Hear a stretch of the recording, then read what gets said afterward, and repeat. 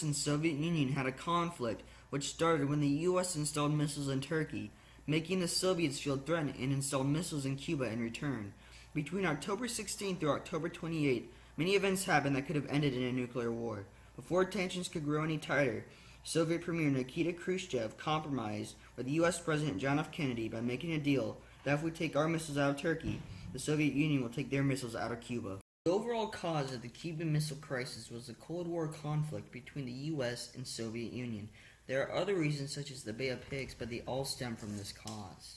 Major events that occurred in the Cold War which sparked the Cuban Missile Crisis was the Bay of Pigs, which happened on April 15, 1961.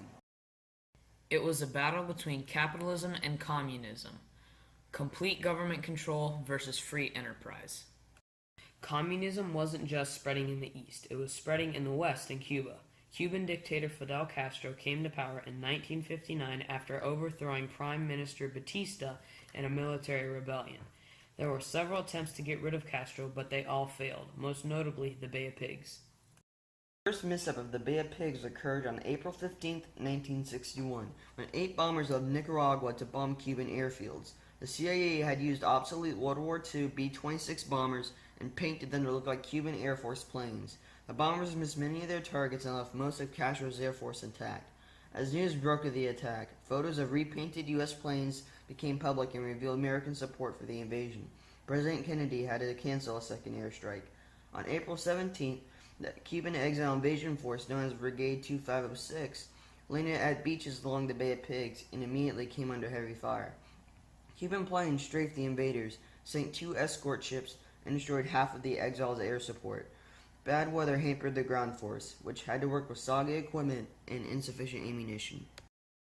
The Berlin Wall began on August 13, 1961. The communist government of the German Democratic Republic, GDR, began to build a barbed wire and concrete anti-fascist bulwark between East and West Berlin. The official purpose of this Berlin Wall was to keep Western fascists from entering East Germany and undermining the socialist state, but it primarily served the objective of stemming mass defections from East to West. The Berlin Wall stood until November 9, 1989. We got to interview Jim Moore, who is stationed at Mountain Home Air Force Base in Idaho, which housed numerous bombers and tankers during the time of the crisis. They were on high alert. We were very fortunate to get this interview.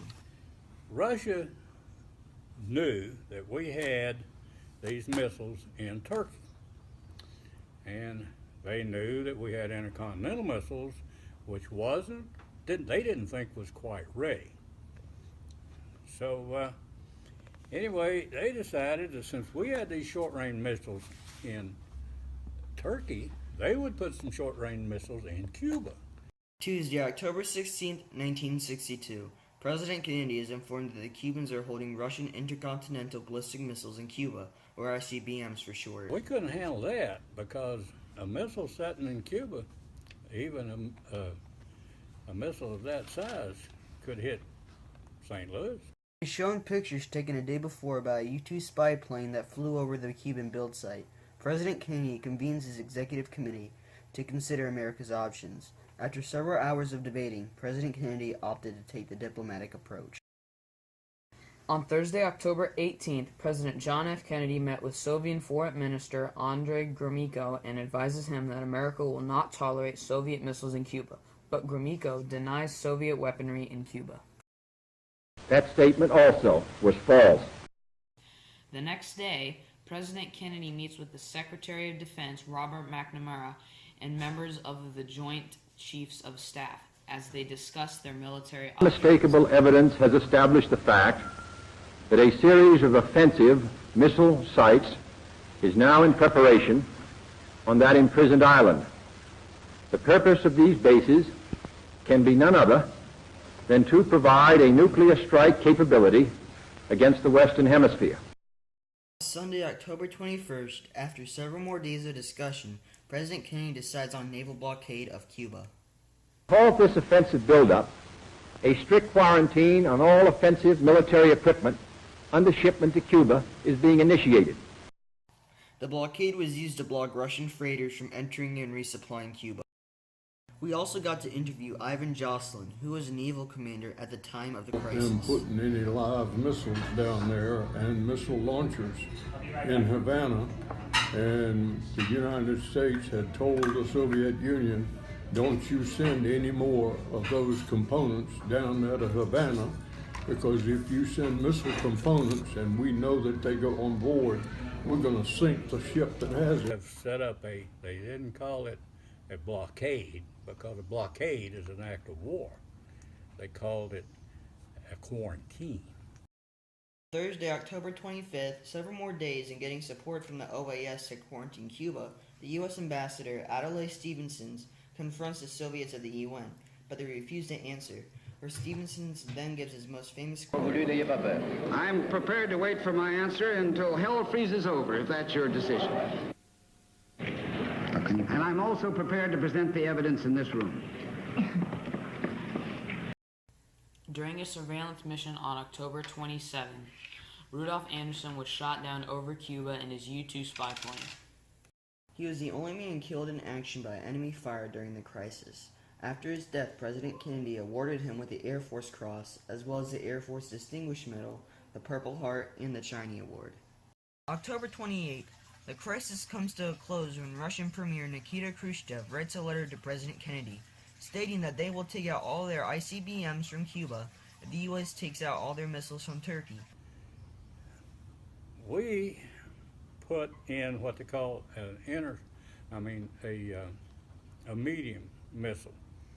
I don't want to say intercontinental. It wasn't an intercontinental missile. It was a short-range missile, 1,200 miles, something like that. We put them in Turkey. President Kennedy agreed to the compromise. He would later follow up with his promise by taking them out 9 months later.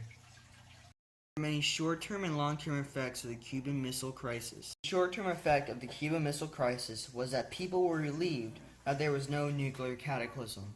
Also, most schools had their students perform drills, including hiding under their desks, in case worst came to worst and Castro fired upon the U.S.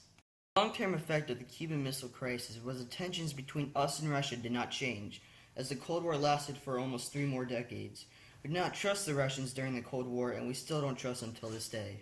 If war did break out, people would have to hide in bunkers such as this one in order to stay alive. Cuban Missile Crisis. Your personal opinion. I'm scared. Okay. What was your point of view on the Cuban Missile Crisis? My point of view was that I was ready to pull the trigger. The crisis not only affected the United States, but also affected Russia, mostly in that the Russian people questioned Khrushchev's leadership skills because they believe he abandoned them and Cuba. The Cuban Missile Crisis was a major conflict that could have ended in nuclear war if a compromise was not made. The Cuban Missile Crisis was overshadowed by many events occurring at this time, including the Bay of Pigs. It would have been a nuclear cataclysm, which would have had a worldwide ripple effect, affecting every nation not only just physically, but also economically, spiritually, and emotionally. If the Cuban Missile Crisis never came to a compromise, then it would have forced the U.S. and the USSR to go into World War III. This would have not only affected us, but other countries, including U.S. and USSR allies. We can take what we learned about the Cuban Missile Crisis and apply it to today. As Teddy Roosevelt once said, "The more you know about the past, the better prepared you are for the future." All in all, the Cuban Missile Crisis conflict was the closest the world had ever come to all-out nuclear war. Thanks to a last-minute compromise between President John F. Kennedy and Russian Premier Nikita Khrushchev, mankind was saved from all-out nuclear destruction. The effects of the Cuban Missile Crisis would have been drastic, as history would have been made of another great war, followed by the millions of deceased families and soldiers.